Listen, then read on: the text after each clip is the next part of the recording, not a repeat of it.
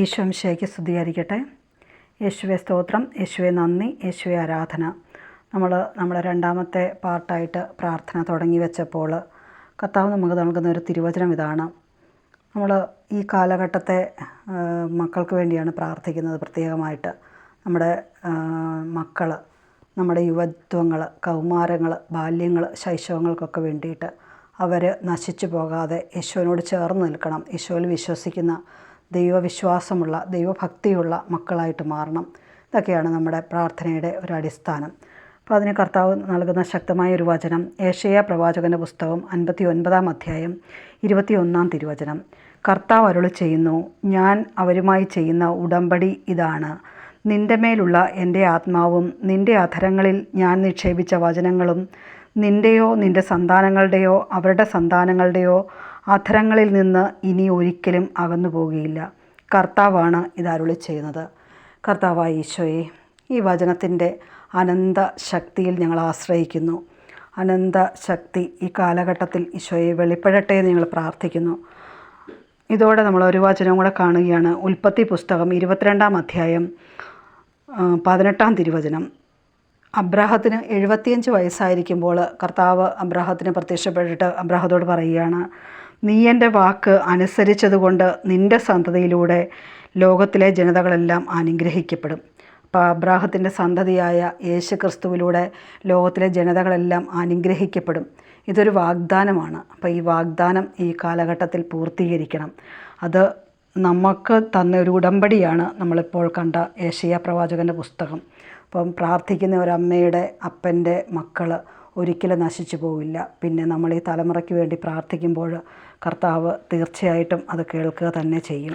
നമുക്ക് കുറച്ച് വിശ്വസിക്കാം. പ്രഭാഷകൻ്റെ പുസ്തകം 42-ാം അധ്യായം 15-ാം തിരുവചനത്തിൽ ഇപ്രകാരം പറയുന്നു, കർത്താവിൻ്റെ പ്രവർത്തികൾ വചനം വഴി നിർവഹിക്കപ്പെടുന്നു. അപ്പം കർത്താവിൻ്റെ പ്രവർത്തികൾ സംഭവിക്കും, നിർവഹിക്കും. ഈ ഒരു വലിയ ബോധ്യത്തോടെ, വിശ്വാസത്തോടെ ഈ കാലഘട്ടത്തിലെ മുഴുവൻ മക്കളെയും പരിശുദ്ധ അമ്മയുടെ വിമല ഹൃദയത്തിലേക്ക് ഞങ്ങൾ സമർപ്പിക്കുകയാണ്. കർത്താവെ, ഇന്നിൻ്റെ വേദനകളിലൂടെ കടന്നു പോകുന്ന എല്ലാ മക്കളെയും ഞങ്ങൾ സമർപ്പിക്കുന്നു. അവരുടെ എല്ലാ പ്രതിസന്ധികളും വേദനകളും ഞങ്ങളോട് പ്രാർത്ഥന ചോദിച്ചിരിക്കുന്നവരും പ്രാർത്ഥിക്കാൻ കടപ്പെട്ടിരിക്കുന്നവരുമായ എല്ലാ മക്കൾ, പ്രത്യേകിച്ച് ഞങ്ങളുടെ ഈ പുതിയ തലമുറയിലെ മക്കൾ വലിയ വിശ്വാസത്തോടെ അവർ ഉയർന്നു വരുവാൻ, കർത്താവിൻ്റെ വചനങ്ങളിൽ വിശ്വസിക്കുവാൻ, ആശ്രയിക്കുവാൻ, ദൈവത്തോട് ചേർന്ന് നിൽക്കുവാൻ, കർത്താവിൻ്റെ ഹിതമനുസരിച്ച് ജീവിക്കുവാൻ ഒക്കെയുള്ള ഒരു കൃപയും അഭിഷേകവും ഈ മക്കൾക്ക് നൽകണമേ എന്ന് പ്രാർത്ഥിച്ചുകൊണ്ട് ഇവരെല്ലാം പരിശുദ്ധ അമ്മയുടെ വിമല ഹൃദയത്തിലേക്ക് ഞങ്ങൾ സമർപ്പിക്കുകയാണ്. നന്മ നിറഞ്ഞ മറിയമേ സുസ്തി, കർത്താവ് അങ്ങയിലൂടെ സ്ത്രീകളിൽ അങ്ങ് അനുഗ്രഹിക്കപ്പെട്ടവളാവുന്നു. അങ്ങയുടെ ഉദരത്തിൻ ഫലമായി ഈശോ അനുഗ്രഹിക്കപ്പെട്ടവനാവുന്നു. പരിശുദ്ധ മറിയമേ, തമ്പുരാൻ്റെ അമ്മേ, പാപികളായ ഞങ്ങൾക്ക് വേണ്ടി ഇപ്പോഴും ഞങ്ങളുടെ മനസ്സമയത്തും തമ്പുരാനുടെ അപേക്ഷിച്ചുള്ളണമേ. ആമേ. ഈ ഒരു പ്രാർത്ഥന ചെയ്തപ്പോൾ എനിക്കുണ്ടായ, എൻ്റെ ഒരു ജീവിതത്തിലുണ്ടായ ഈ ഒരു 2-3 ആഴ്ച ഞാനൊരു വലിയ പ്രതിസന്ധി എന്ന് പറഞ്ഞാൽ എനിക്ക് മുന്നോട്ട് പോകാൻ പറ്റാത്ത ചില വിഷയങ്ങളിലൂടെ ഞാൻ കടന്നു പോവുകയായിരുന്നു. അതിലൊന്ന് ഞാൻ നിങ്ങളുമായിട്ട് പങ്കുവയ്ക്കാൻ ആഗ്രഹിക്കുകയാണ്. കർത്താവ് പെട്ടെന്ന് ഒരു വിടുതൽ നൽകിയ ഒരു പ്രവൃത്തി. ഞാൻ എൻ്റെ ഒരു വിഷമങ്ങളെല്ലാം ഞാൻ ശാലോമിലെ ബ്രദറിനെ വിളിച്ച് സംസാരിച്ചു.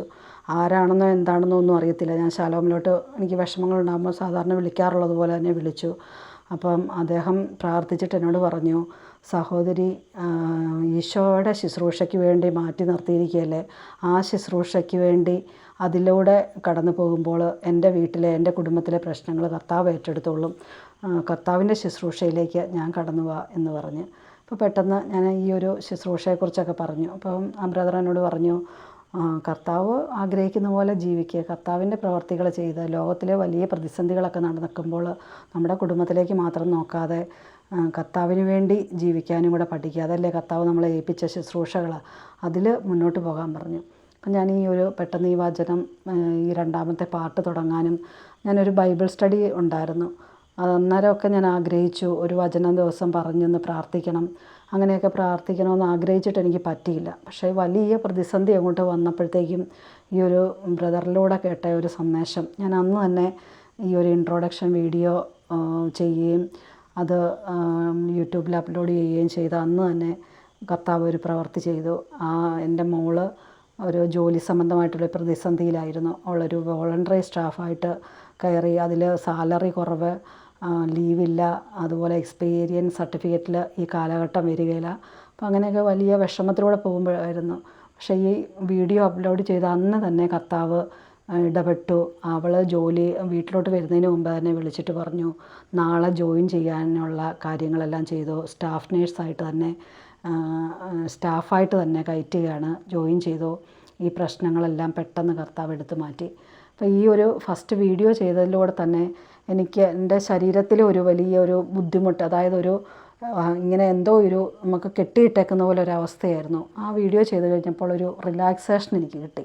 അപ്പോൾ ഈ 2 കാര്യങ്ങൾ ഞാൻ പങ്കുവെച്ചത് എന്തെന്ന് ചോദിച്ചാൽ, കർത്താവ് തീർച്ചയായിട്ടും നമ്മുടെ പ്രാർത്ഥനയ്ക്ക് ഉത്തരം തരിക തന്നെ ചെയ്യും. ആ ഒരു വീഡിയോ ചെയ്തപ്പം തന്നെ എൻ്റെ കുടുംബത്തിൽ അതിനൊരു ഉത്തരം, എൻ്റെ ഒരു മകൾക്കൊരു ഉത്തരം കിട്ടിയെങ്കിൽ ലോകത്തിൽ കർത്താവ് ഒരു വലിയ അത്ഭുതങ്ങൾ പ്രവർത്തിക്കുവാൻ കർത്താവിന് കഴിയുമെന്നുള്ള ഒരു വലിയ ബോധ്യത്തോടെ. ആമേൻ.